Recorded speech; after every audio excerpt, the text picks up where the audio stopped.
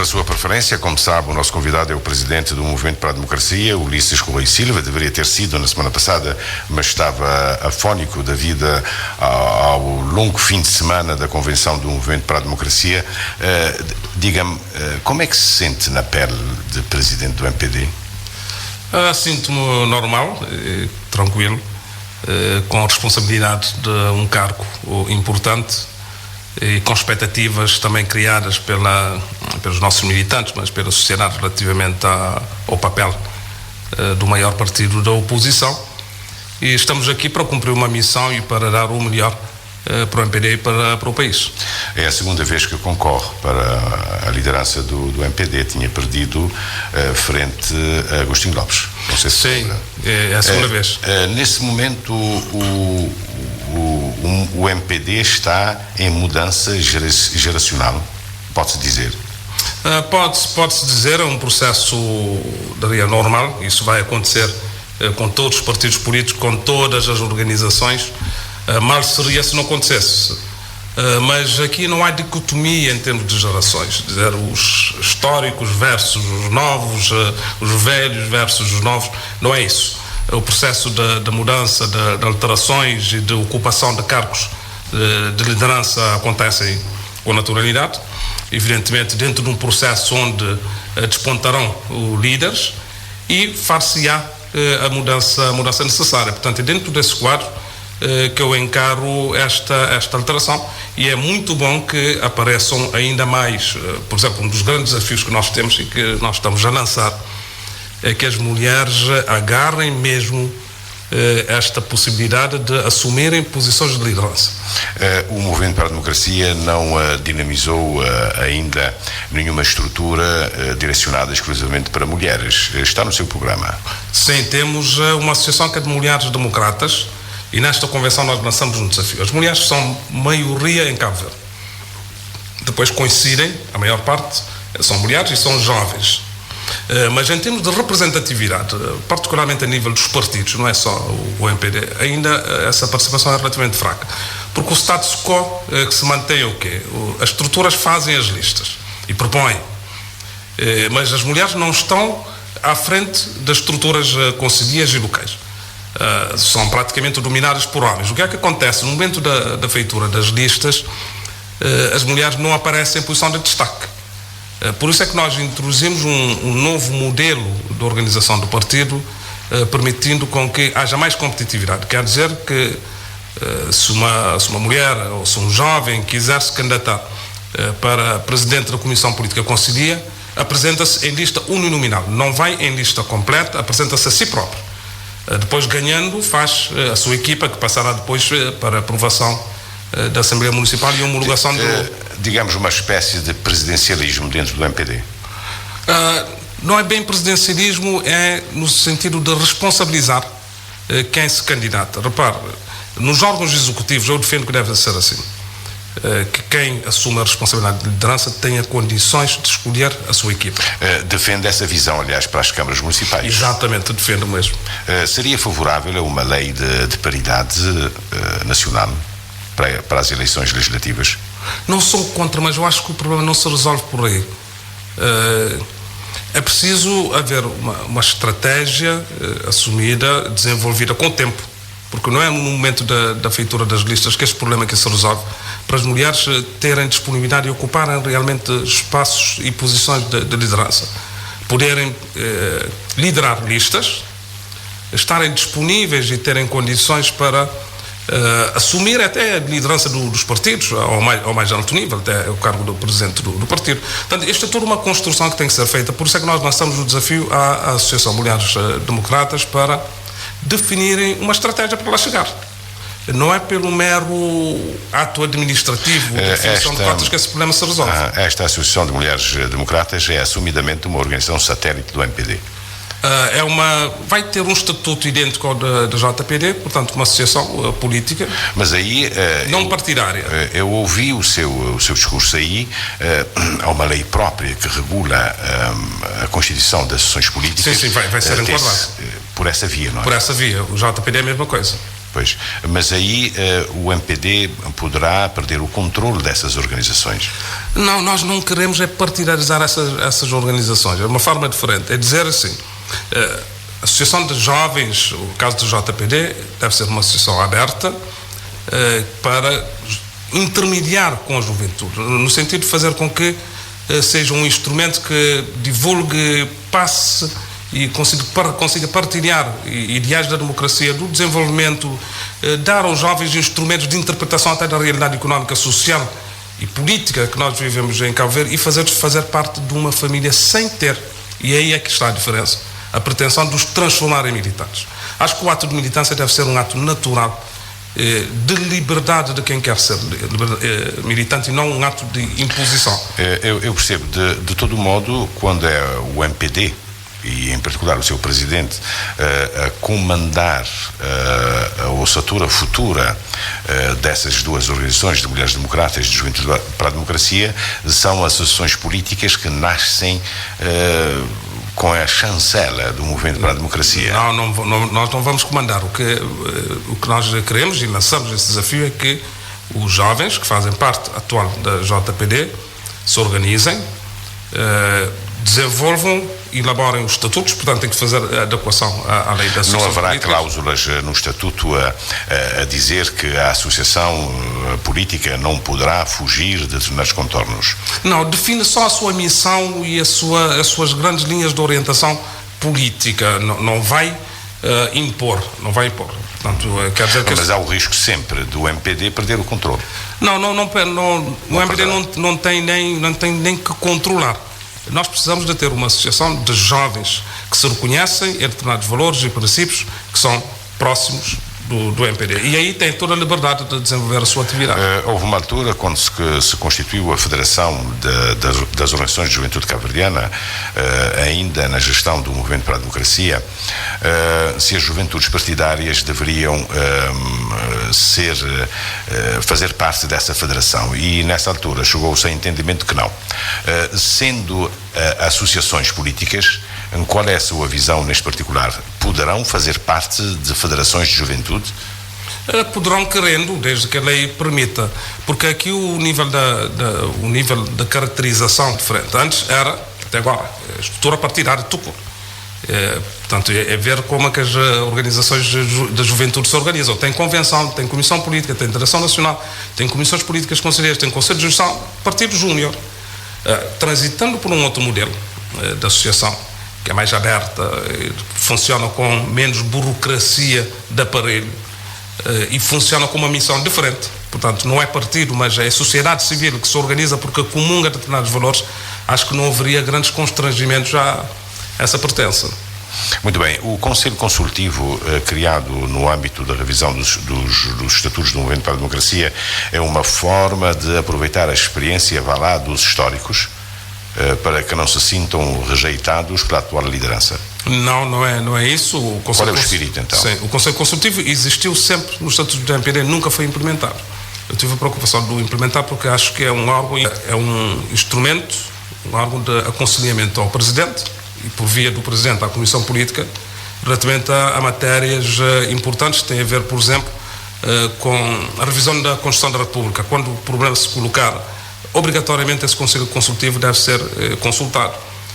Quando há reformas políticas importantes, quer internas, quer externas, no sistema político, o Conselho Consultivo também é consultado.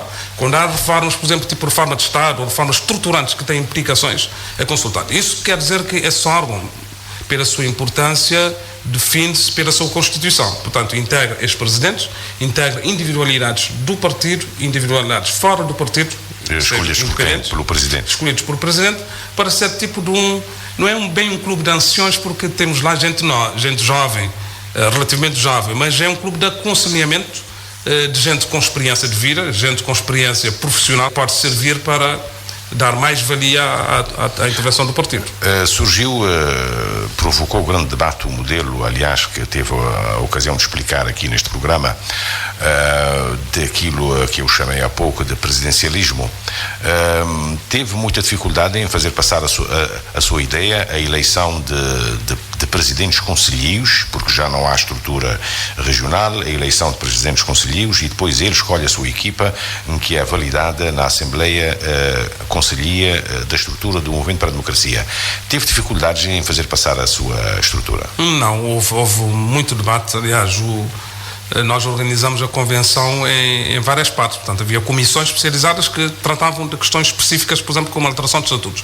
Foi a comissão onde houve maior debate, com maior intensidade, maior participação, mas no final houve uma votação substancial, largamente maioritária relativamente às alterações estatutárias, nomeadamente a essa alteração, assim como a questão das incompatibilidades, que deu também muita discussão, mas acabou por passar com uma larga maioria. É uma forma do Presidente controlar, ter mão sobre o MPD? Não é uma forma. O Presidente tem instrumentos para dirigir e liderar o partido, não com a ideia de controlo. É uma forma, por exemplo, a questão da eleição direta do Presidente da Comissão Política Conselhia é uma forma, como eu disse, de responsabilizar diretamente quem quer ter a disponibilidade e a vontade e a capacidade de liderar. Tem que ter a capacidade de escolher a sua equipa. Evidentemente não vai escolher a sua equipa porque o Júlio é meu amigo ou porque o Manel é mais simpático, não é isso. Portanto, vai organizar a sua equipa para governar o partido no Conselho. Depois vai ser responsabilizado, evidentemente, pelos resultados, mas a responsabilidade é focalizada na pessoa, não é diluída na equipa, que é um bocado isso que nós temos por aí a funcionar. Muitas vezes não se sabe quem é responsável, porque se eu chamo a responsabilidade ao Júlio, ele diz, eu não escolhi esta equipa, você impôs-me essa equipa.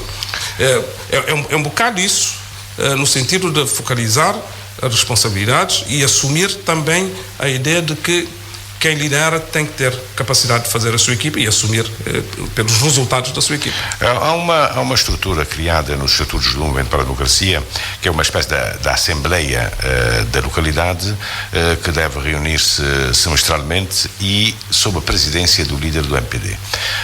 Bom, a questão que eu coloco, como é que vai arranjar tempo para estar a presidir todas essas estruturas, essas assembleias conselhias, inclusive na diáspora, conciliar essa atividade, a gestão corrente do Movimento para a Democracia e a presidência da Câmara Municipal da Praia? Será que um tal vice-presidente Oscar Santos ganhará relevância na gestão da Câmara Municipal? É isto? Ora, na Câmara Municipal nós funcionamos como equipa e cada um tem as suas responsabilidades. Não há necessidade de destacar para a figura de vice-presidente, até porque é uma figura que não existe. Existem vereadores. Segundo, a nível do partido e a forma como conciliar a gestão do tempo, evidentemente que a responsabilidade na gestão do tempo e a boa gestão do tempo aumenta com a acumulação desta função, mas é tudo uma questão de programação e de planeamento. A tempo, e é isso que nós estamos a fazer. Eu tenho que planear o que é que eu vou fazer daqui até o final do ano e para 2014 e para 2015, hoje. Definir as deslocações que temos que fazer, quanto é que custa, quem é que vai, não tem que ser sempre o Presidente, portanto, nesse caso das Assembleias Conselhias pode ser também um vice-presidente. É uma questão de organização e depois de gerir Portanto, o que está a dizer é que a Câmara Municipal da Praia não ressentirá. Não ficará prejudicada. Não ficará prejudicada. Mesmo com a realização de comissões políticas semanais, que é o modelo que nós temos e que vamos aplicar. Sim, acabaram com o Governo Sombra, não é? E a Comissão Política será o Governo Sombra. Sim, o Governo Sombra também é um figurino que nunca existiu sempre nos estatutos, nunca foi implementado, por alguma razão.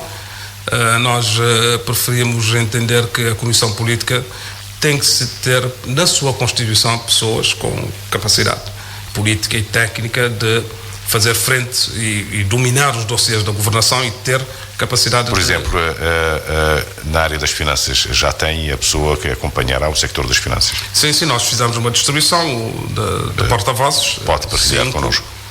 Economia e Finanças com o Olavo Correia. Isto quer dizer que a própria comunicação social já sabe também que é o interlocutor. Se tiver, então diga, Olavo Correia, Economia e Finanças. Economia e Finanças, o Rui Figueiredo, Questões Institucionais, a Janine Leles, Assuntos Sociais, o Luís Leite, a Juventude, e o Luís Filipe Tavares, questões que têm a ver com a descentralização, ordenamento territorial e habitação. Portanto, esses porta-vozes dão-nos o conforto suficiente para saber que são pessoas com preparação técnica. É estranho que eu não estou a ver aí áreas como educação, como justiça. Não, a educação está na juventude. Portanto, nós colocamos a juventude, a educação, a formação. E justiça, questões institucionais. Está aí. Muito bem. A publicação pelo Instituto Nacional de Estatística do crescimento da taxa para 4% veio atrapalhar um pouco o seu discurso. Se esses dados tivessem sido publicados antes da Convenção do Movimento para a Democracia, manteria o discurso? Olha, não atrapalha o discurso. Depois vou fazer o enquadramento.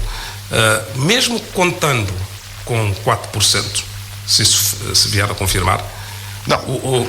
Claro, mas chegamos lá. Estatística publica dados definitivos. Sim, mas publica dados. E há dados e dados. Mesmo contando com isso, o crescimento médio, por exemplo, de 2009, médio não, 2009 a 2011, ainda ficará nos 1,4%. Se você fizer a extensão de 2009 a 2013, estaremos em menos de 1%, 0,84%. Para estar a falar entre 0,5% e 1,4% para uma economia como a cabo-verdiana, que precisa crescer a taxas superiores a 6%, que é o seu potencial, o crescimento potencial, que precisa crescer a taxas superiores a 6% para ter efeito no emprego e para ter efeito na distribuição de rendimento e reduzir a pobreza, falar de 0,5% ou falar de 1,4% ou 0,84%, estamos quase na mesma dimensão de valores. Agora, sobre a divulgação dos dados do INE, um momento. Repara, em qualquer parte do mundo onde as instituições são instituições credíveis, como o Banco Cabo Verde, por exemplo, há um calendário fixo, pré-determinado da divulgação dos dados. Não se pode manipular a publicação de dados estatísticos em função de contingências ou em função de conveniências. Repare, está-se aqui a publicar dados nas vésperas do Estado da Nação, dados ainda incompletos, mas que alteraram a base metodológica. O MPD, quais dados é que são incompletos? Os de 2011. Eu vou-lhe dizer o que é que aconteceu. E o MPD, quarta-feira, através do vice-presidente Olavo Correia, vai dar uma conferência sobre isto. Eu não vou adiantar pormenores, mas o que eu digo é o seguinte: há a questão de um momento escolhido para o fazer, quando quer os dados das contas nacionais, quer os dados de emprego, deveriam obedecer a um calendário que não seja o calendário político, da conveniência política. Segundo, há uma alteração da metodologia. As contas nacionais de 2008, 2010, 2009 e 2010 foram calculados com base nos preços, portanto, com base no preço de 2007. Portanto, o ano base é 2007. Para as contas de 2011, o ano base já não é 2007, mas utilizou-se o ano base do ano anterior. Portanto, a preços de 2010. Isto faz uma alteração do... Eu ouvi 2007. Não fizeram ainda, por isso que eu estou a dizer que esses dados são dados que poderão ser ainda provisórios não definitivos. A base de cálculo é preços de 2010. Está confirmado. Bom, é uma questão que o... Segundo, alteraram-se os ponderadores. A ponderação dos diversos setores no PIB, para o cálculo do PIB também... Adequando ao sistema das Nações Unidas. Foi alterado. Está de acordo com esse sistema? Não, o problema é não vamos discutir por nós. Por exemplo, a base, o que se utilizou agora chama-se bases móveis para o cálculo do PIB, mas que se utiliza apenas em economias extremamente dinâmicas, onde há grandes alterações, mutações tecnológicas que obriga a estar a fazer sintonia fina. Está a dizer que foi má opção a adoção da metodologia das Nações Unidas? Não estou a dizer a má opção ou não da metodologia das Nações Unidas. O que eu estou a questionar é, primeiro, altera-se num momento muito específico, nas vésperas do Estado da Nação, altera-se a metodologia de cálculo do PIB. Mexe-se nos ponderadores. Utiliza-se um ano base para o cálculo do PIB diferente dos anteriores. Portanto, isto dá todos os motivos para para questionar. Agora, a realidade não se alterou. O crescimento económico continua muito baixo, aquém daquilo que é necessário para dinamizar a economia, por isso é que nós temos esta taxa de desemprego, temos este nível de pobreza, está muito abaixo do crescimento médio registrado nos últimos anos na África subsaariana. Países como Senegal, Ghana, Maurícias, Seychelles, Zâmbia, Namíbia estão a crescer a taxas superiores a 5%. Nós estamos com taxas muito baixas. Mesmo em ambiente de crise, esses países estão a receber investimento direto estrangeiro e a exportar. Nós estamos a reduzir. Quer dizer que não se pode festejar o aparecimento os dados dos do 4%. INE, os dados do INE não são motivo de festa? Não são. Aquilo que eu acho que deve ser tratado com muita seriedade e não fazer essas jogadas táticas para depois produzir discursos no Parlamento é o seguinte: deve-se dar ao Instituto Nacional de Estatísticas as condições para o seu funcionamento, para capacitação, para investimento, para produção de contas trimestrais, que é isso que é necessário, para que o Governo e as instituições, porque as estatísticas não servem só para o Governo, servem para as empresas, servem para as famílias, servem para as instituições. Dados que permitam que você atue sobre a realidade. Repare, nós estamos a falar aqui de dados de 2011, já morreu há muito tempo. O que é preciso é ter dados 2012, 2013, como é que nós estamos? Quais são as estimativas, a tendência? Como é que nós podemos agir sobre essa tendência? Não se conhecem dados de emprego, conhecem-se dados de emprego às vezes com 1 ano, 2 anos de atraso. Essas questões é que são questões fundamentais. Em vez de estar a fazer jogos táticos com mero objetivo de tirar proveitos depois para fazer discurso político no Parlamento, que é isso que se vai utilizar, é criarmos a possibilidade de termos um sistema estatístico credível. Para esclarecer essa questão e tendo em conta as funções que desempenha, considera que o INE é passível de instrumentalização ou acha que o INE não tem os recursos para cumprir o tal calendário? As duas coisas. Não tem recursos. O INE ainda, depois de todos estes anos, continua a funcionar basicamente nas operações estatísticas através de ajuda externa, de dinheiro que vem de fora, de parceiros. Depois, relativamente ao resto, olha, eu não acredito em feiticeiras, mas, como dizem os espanhóis, que las hay. Esse é o problema. O que parece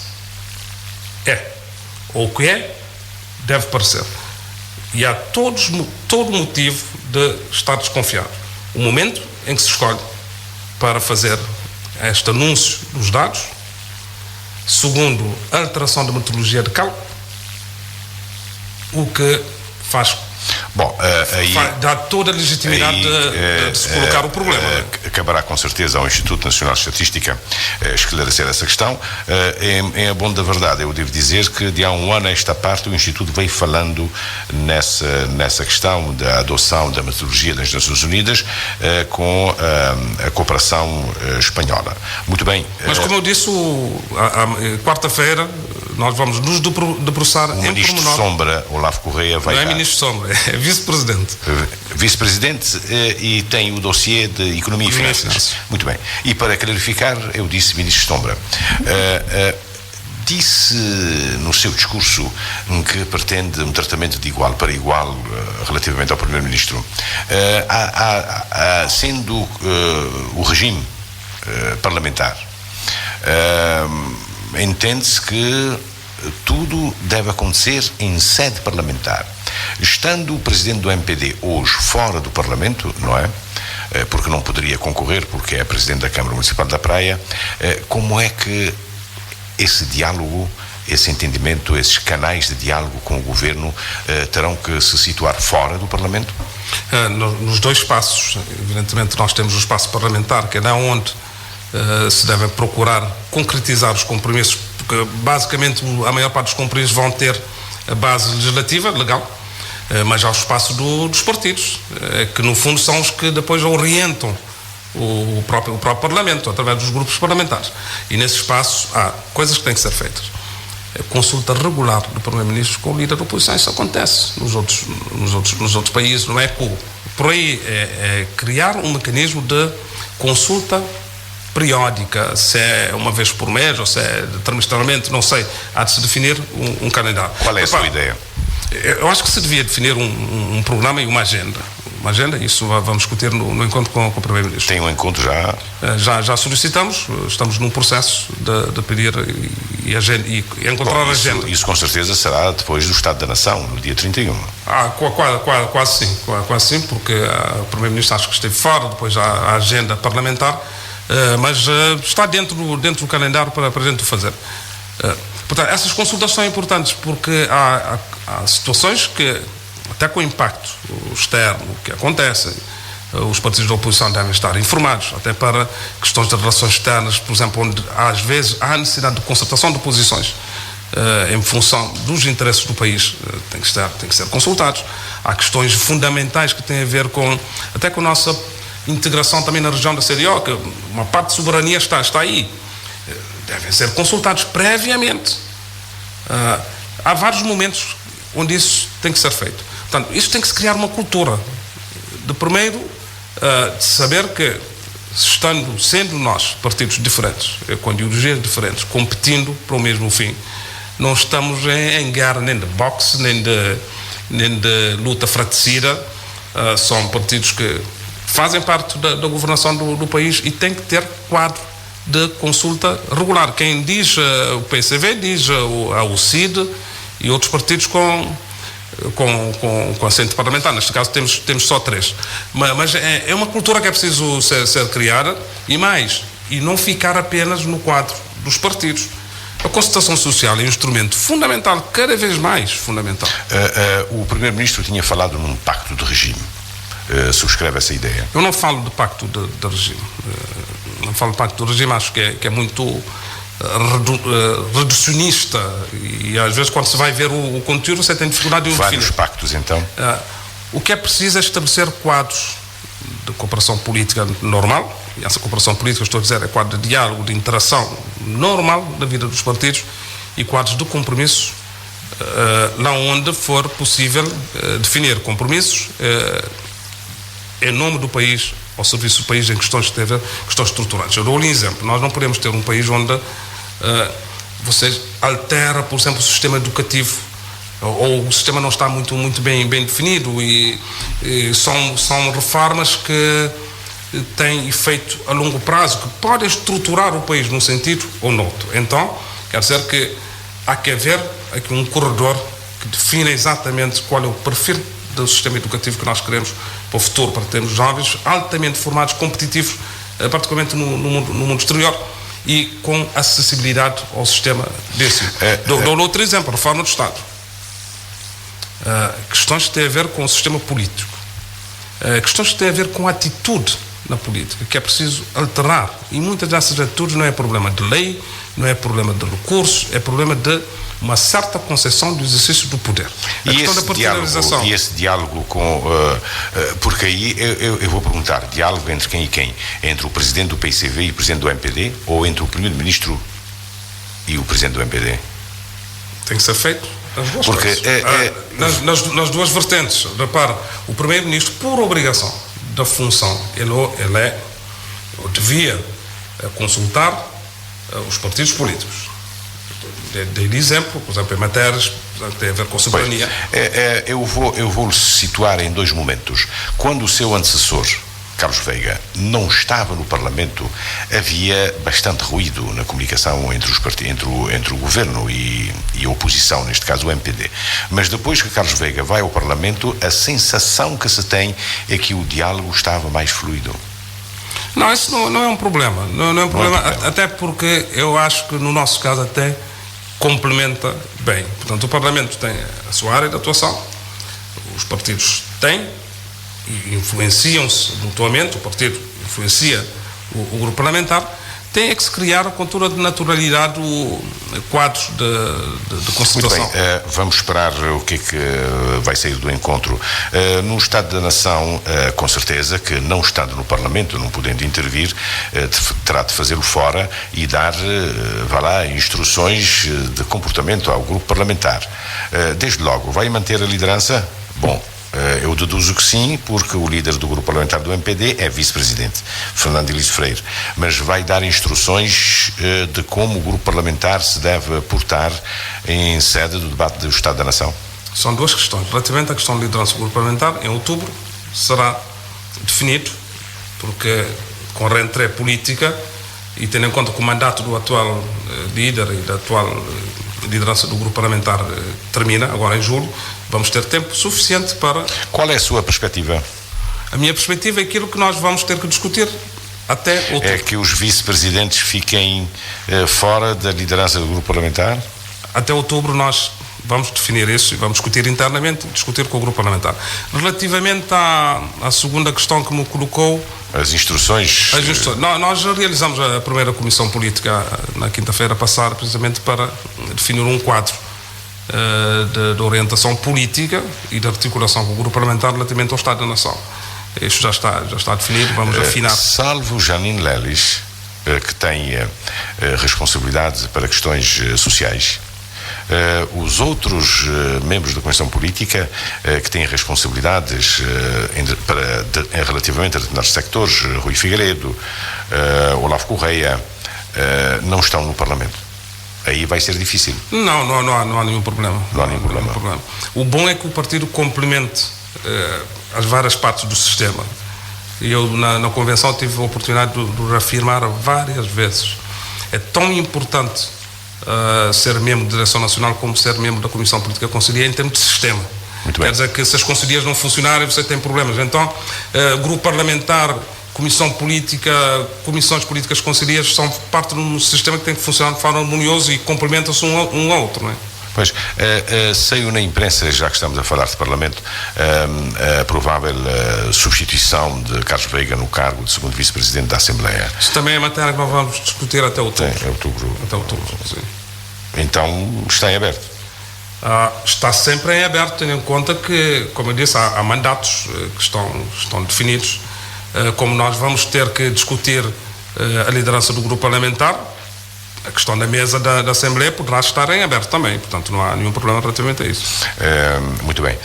Falou há pouco de desemprego, o Governo apresentou o programa Novas Oportunidades a nível da formação profissional e da juventude. Conhece esse programa? Dá-lhe satisfação? Não conheço o pormenor, mas o problema hoje em Cabo Verde não é só problema de formação. Repare, é problema de oferta de emprego. Você tem jovens licenciados, jovens com 12º ano, jovens com formação profissional sem emprego. Mas essa visão que se apresenta de maior empreendedorismo não resolverá ou minorará o problema? Não, eu acho que se não se atacar o problema de fundo, não se resolve. Repare, quem é que cria emprego numa economia? Empresas. Emprego formal. Então, para termos empresas, para termos investimentos, as empresas precisam de um ambiente económico, institucional, político favorável. Políticas favoráveis, quer na políticas fiscais, quer na própria burocracia do Estado, quer um quadro regulatório que seja claro, elementos de confiança, de estabilidade, de previsibilidade. Isso é que as empresas precisam, de um quadro laboral favorável, para desenvolverem negócios e gerar emprego. E mais, a empresa já é mais do que isso. A empresa é fonte de progresso. Para muitas vezes nos esquecemos, vemos lá fora. Quem é que faz a inovação tecnológica? Quem é que está a inventar e a produzir, a criar competitividade? Portanto, quer dizer que... Fala-se num novo regime para fiscal e de... Mas chegamos lá, só para completar o meu raciocínio. Se não se resolver esse problema de criarmos uma grande capacidade de atrair investimentos, de desenvolver empresas e mais, de colmatarmos um grande déficit que nós temos na nossa economia, que é do seu financiamento. A poupança interna aqui em Cabo Verde é muito baixa, cerca de 10% apenas do PIB. Nós temos uma forte dependência externa. Então precisamos de capitais de fora, porque via ajuda já não virá, de investimentos para colmatar esse déficit de poupança interna e criar condições de financiamento da economia. Portanto, isso consegue... Tipo aquele pacote japonês, é? Não, empresas, investimentos diretos estrangeiros. que estão a ir para outros países da África e não vêm para cá ver. E precisamos de tê-los em quantidade e qualidade. Depois precisamos ter empresas, precisamos ter uma rede de pequenas e médias empresas, que são as que geram emprego em maior quantidade, para além das grandes empresas. Depois há o setor informal, que também precisa ser integrada, adaptada, porque gera autoemprego. Formalização. A formalização. Depois há uma outra... As políticas adotadas atualmente não irão conduzir a essa formalização desse sector. O regime especial para pequenas e médias empresas, não só no que diz respeito à previdência social. Esta é uma parte, repara, o essencial não está resolvido, Júlio. É por isso que e o que é o essencial? Podem-se fazer leis que se fizerem. O essencial é criar um quadro favorável à atração de investimentos ao desenvolvimento das empresas. Com empresas a terem resultados negativos, com mais de 60% de empresas a terem resultados negativos. Com empresas a terem dificuldades em manter o posto de trabalho existente. Com empresas a terem dificuldades em fazer investimento, você não tem emprego. Fica com um emprego informal e mais. A informalidade depois, neste ambiente, tende a aumentar. E tende a aumentar, cada um entra numa economia de zero a escasso. E essa economia de zero a escasso depois tem efeitos negativos sobre a organização e sobre a própria competitividade da economia. Portanto, este problema de fundo tem que ser resolvido. Uma economia com confiança, com capacidade de gerar empreendedorismo. Depois há o empreendedorismo que tem a ver mais com a iniciativa individual. Mas essa iniciativa individual depois barra com realidades que dificultam o seu desenvolvimento. Portanto, esse quadro que tem que ser trabalhado, fazendo reformas que têm que ser feitas, reformas institucionais, reformas económicas. O caminho para essas reformas não lhe dá satisfação? Não dá, porque não tem tido resultados. Não tem havido reformas de facto. Se você tirar... O Parlamento encetou um processo de reforma, não é? Sim, mas isso é reforma do Parlamento. Estou a dizer reformas económicas com impacto sobre a economia. Porque as reformas depois são medidas em termos de resultados. Com impacto no crescimento, com impacto no emprego. As medidas que as câmaras municipais têm adotado, nomeadamente a Câmara Municipal da Praia, para agilizar o processo de licenciamento, não serão um rumo adequado? Ajudarão. E é preciso que a administração pública seja ágil, que crie mecanismos de resposta ao cidadão, aos empresários. Essa é uma parte, mas é uma parte e pode ser também um estrangulamento. Mas é muito mais do que isto. Repare, e para falar em constrangimentos e estrangulamentos, você tem setores fundamentais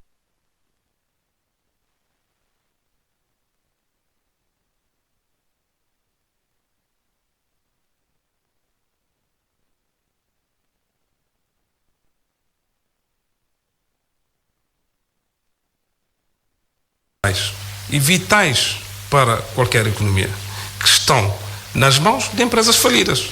Você tem água, energia elétrica. Qual é a solução, então? Depois você tem operações portuárias, das mais caras do mundo, é na porta.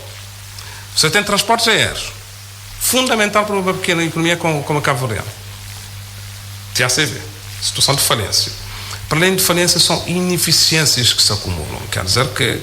E não está a falar dos transportes marítimos, de propósito? Sim, transportes marítimos é um outro problema. Nós não temos a unificação do mercado interno. Antes de continuar o seu raciocínio sobre os outros sectores,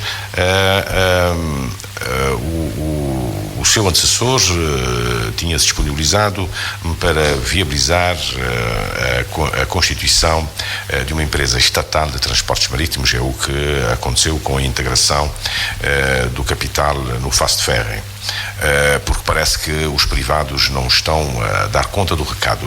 Tem alguma apreciação sobre essa questão? Contra ou a favor? Não conheço os problemas, mas eu acho que não é por aí que se resolve o problema. Para já, tem que haver total transparência relativamente a isso. Saiu no boletim oficial. Sim. Estou a dizer o que sai no boletim oficial. Estou a dizer o total transparência relativamente ao processo de escolha do parceiro. Para saber se efetivamente é isso. Não estou a pôr no caso, estou a dizer que tem falta de informação relativamente a porquê dessa escolha, porque não há outra alternativa. Um regresso ao Estado, ao sector de transportes marítimos, para depois sair. Como resolver o problema? Não sei se é melhor via. Repare, o Estado entra aí, nesse caso, creio eu, suponho, por causa de dívidas da empresa para com algumas instituições. A integração do Praia da Guarda e do 13 de Janeiro na companhia Fast Ferry também é a via escolhida, e depois há dívidas também, há dívidas e há ativos que estão a entrar, mas eu não sei se esse é o melhor figurino. Não sou nada contra situações de parceria público-privada, onde há a possibilidade de ter capitais privados e capitais públicos em sintonia, muito bem, desde que haja mecanismo de controle que garantam depois a eficiência. Não sou nada contra. Esse figurino em concreto não conheço os pormenores, por isso fico pela interrogação. Mas falava de empresas falidas, água, energia. A água parece que o problema está em vias de resolução. Vai-se criar um Conselho de Água e Saneamento e uma Agência de Água e Saneamento. São questões agendadas para a sessão parlamentar, para a sessão plenária do Parlamento, que começa amanhã. E é uma questão discutida também em sede do encontro Primeiro-Ministro, Presidentes das Câmaras Municipais. Mas não é por aí que eu estou a colocar a questão. Estou a dizer que nós temos setores vitais da economia nas mãos de empresas falidas. E esse é um problema. E como é que se resolve o problema? Extinguindo essas empresas? Olha, já se devia resolver há muito tempo. Repare, a Eletra chegou a este ponto, que chegou por uma história longa, que teve a ver com a nacionalização da empresa, com problemas de regulação, problemas de déficit tarifário, que se deixou aumentar e não se fez absolutamente. O governo diz que o problema começou consigo, o Ministro das Finanças. Sim, mas onde levar o tempo colonial também, porque este governo não se responsabiliza. Há onde dizer que é o governador do tempo colonial que esteve aqui, e fazem sempre esse discurso. Não se responsabilizam. A realidade está aí, sobre a mesa. 13 anos de governação, você tem uma empresa que se deteriorou grandemente, não tem capacidade de investimento, não tem solvência, endivida-se através da Bolsa de Valores sem capacidade de endividamento, depois é o Estado que cobra através de sistemas muito pouco transparentes de financiamento. Dizem que é o Presidente do Conselho de Administração, aqui no programa Escuso Direto, diz que as finanças têm estado a antecipar pagamentos de consumo do aparelho do Estado. Sim. Talvez, não sei. Há financiamentos ali que...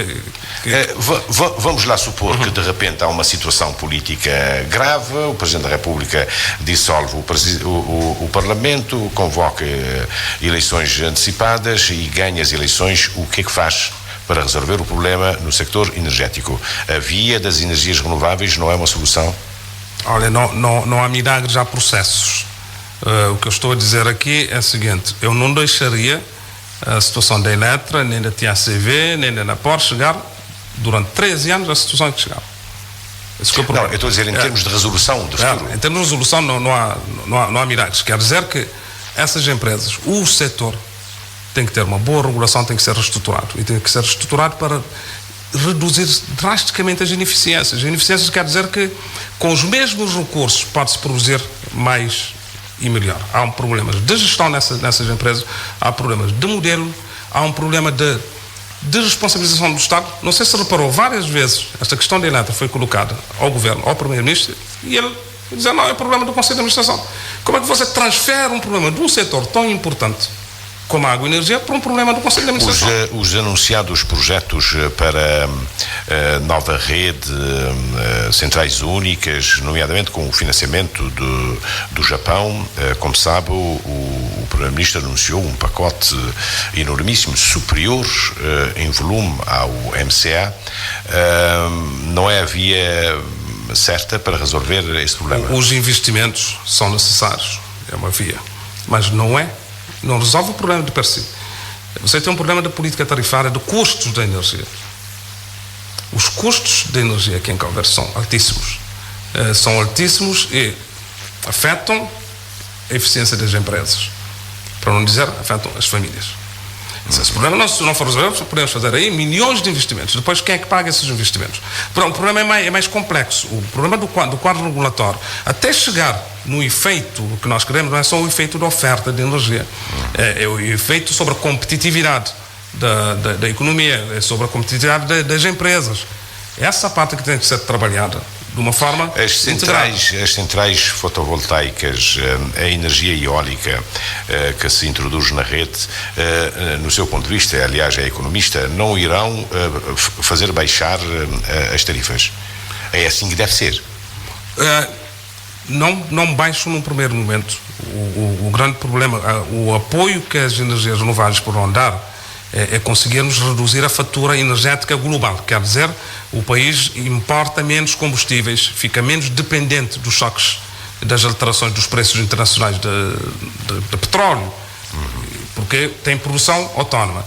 Esta parte das energias renováveis é uma via que tem que ser seguida, com bons investimentos, com eficiência. Mas não terá efeitos, no seu ponto de vista, não deve ter na tarifa? Há prazo por lá ter, deve-se buscar isso. Mas a minha preocupação é muito mais geral. Não ficar apenas com a ideia dos investimentos, mas é vermos o setor de uma forma integrada dos seus impactos globais sobre a economia, nomeadamente sobre a eficiência e a competitividade da economia. Vai elencar essa questão para o encontro que manterá com o Primeiro-Ministro? Se for discutir, mas... Não, pediu o encontro, eu estou a querer saber se pode partilhar. Sim, mas ainda não há agenda. Ainda não há agenda. Portanto, o primeiro encontro será um encontro quase protocolar, para a gente definir a forma de relacionamento. Portanto, há desenvolvimentos que vão ser... Não vai levar a questões concretas. Eu não sei se esse encontro com o chefe do governo terá lugar antes ou depois do encontro Primeiro-Ministro e Presidentes das Câmaras Municipais, que deveria ser em julho, mas parece que um conjunto de Presidentes de Câmaras estarão fora do país. Não sei se é férias ou quê, mas esse encontro terá lugar em outubro, para influenciar no orçamento do Estado. O que é que pensa? Esse encontro foi uma boa via de diálogo com as câmaras municipais, com o poder local? Acho que sim, e é para continuar, porque é importante, naquilo que eu defendo, nós temos que ter um conceito de Estado parceiro. Estado parceiro quer dizer que o Estado, em nenhuma parte do mundo, nenhum governo consegue governar sozinho. É um sistema. Os municípios fazem parte do sistema, quer dizer que tem que ter essa capacidade de interação, de falar, de dialogar, de procurar soluções. É importante irem com as empresas, irem com os parceiros sociais, os sindicatos, tudo faz parte do sistema. Às vezes nos esquecemos que a economia, na sua base, é composta por questões tão simples como esta. A economia é agentes económicos, é empresas, é famílias, é o Estado. E se essas componentes não forem organizadas, não forem dinamizadas, não forem geridas para produzir o efeito que nós queremos, teremos sempre dificuldade. Portanto, às vezes é preciso ir ao básico novamente para conseguirmos criar dinâmicas que façam funcionar a economia. Só com o Estado não vai lá. Um dos pontos de consenso desse encontro foi o Estatuto Especial da Praia, a questão das dívidas. Foi criada uma comissão paritária, há câmaras que devem, há câmaras que têm a receber. O presidente da Associação Nacional dos Municípios, não sei se ouviu, disse que as câmaras que têm a receber devem, como que ajudar as outras câmaras que têm a pagar, não é? A criação de um fundo. Há também o problema do que é que se faz, como é que se distribui os 7% a mais que se pretende dar aos municípios. Como sabe, de 10% para 17% com participação nas receitas do Estado. O Estado fala que 5% diretamente para o Fundo de Equilíbrio Financeiro, 12% para o equilíbrio financeiro e 5% para um tal fundo de projetos de desenvolvimento que os municípios estão a ver com alguma desconfiança. Muito bem, como é que se posiciona a Praia? Nós já nos posicionamos, que somos contra esta ideia do governo fazer tutela de mérito sobre os municípios. Portanto, 17%. Sim, e é uma posição unânime de todos os presidentes de Câmara, pelo menos no encontro que nós tivemos. Repara, o governo não tem tutela de mérito sobre os municípios e não deve ter. Não pode ter recursos que são recursos de transferência do Orçamento de Estado e dizer, não, eu dou a você, se você fizer plano A, fizer plano B, eu estou a avaliar o mérito dos municípios. Conhece não tem já uma proposta do Estatuto Especial da Praia? Porque isso foi matéria de consenso, não é? Sim, o que eu conheço, acho que vai ser objeto de de consensualização a nível do Parlamento. O que eu conheço é a versão que estava entrada no Parlamento. É uma área onde nós temos que procurar os compromissos necessários para dar à cidade da Praia o seu estatuto. Para que, pelo menos, mais do que a cidade da Praia, dar à capital. Para que o próximo Presidente da Câmara seja eleito já no quadro do Estatuto Especial da Praia.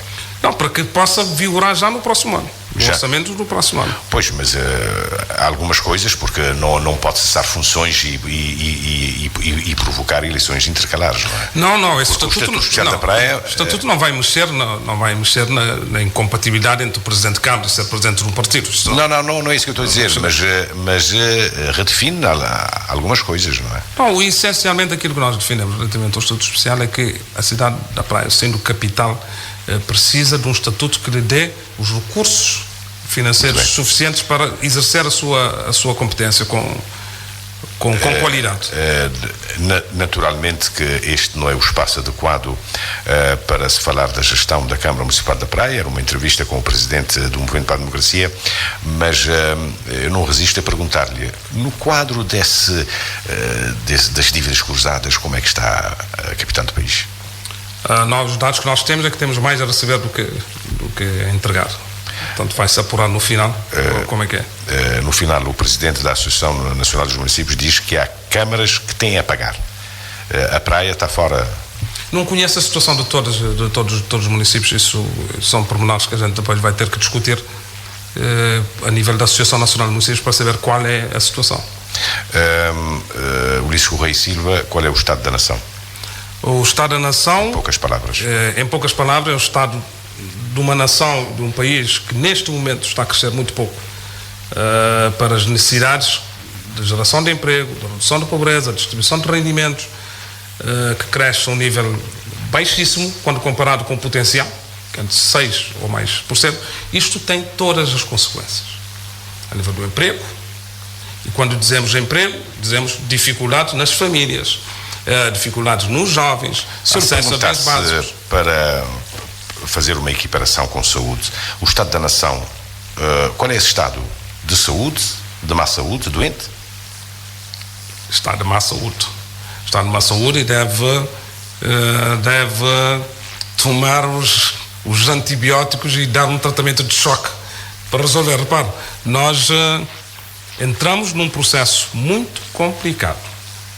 Crescimento baixo, alto desemprego, coincide com o período do fim da transição para a graduação a país do rendimento médio. Isto pressupõe fim da ajuda externa. Parece que esse prazo será até 2013. Mas mesmo que seja 2015, nós vamos adiando a doença. Damos agora exemplo. Uma pessoa que está doente, se reconhecer que está doente, o que é que vai fazer? Vai começar a seguir as prescrições médicas, a ter um bom comportamento, se for a parte comportamental, a preparar-se. Agora, não é sempre adiar essa doença. Portanto, o que é que está a dizer, para concluirmos, porque é um tempo para tudo, 50 minutos passam depressa, o país está doente, mas o chefe do governo não está a reconhecer, é isto?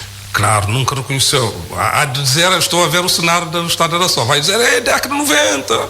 Eu até sugiro que vá para o tempo colonial também, que redistribui as responsabilidades. Para a década de 80, este governo nunca reconheceu, e não há de reconhecer, e não há de se responsabilizar, porque em vez de falar a verdade ao país, porque isto faz bem. Vamos já novamente à questão da saúde. Uma pessoa que esteja doente, e se não reconhecer que está doente, não tiver consciência de que deverá fazer o tratamento, ficará doente, ficará pior. Então, o que deve ser feito é reconhecer, realmente a situação é difícil, não estar a responsabilizar os outros, dizer, é preciso que se definam as condições e as soluções para sair desta crise interna que o país tem. E que o governo explique.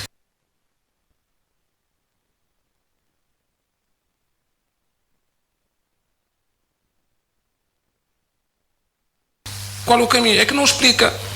Até fica contente pelo facto de estarmos a crescer a 0,5%, a 0,8% ou 1,4%. Não é problema, não é dizer que o país cresce. Não. Isto em termos absolutos não é nada.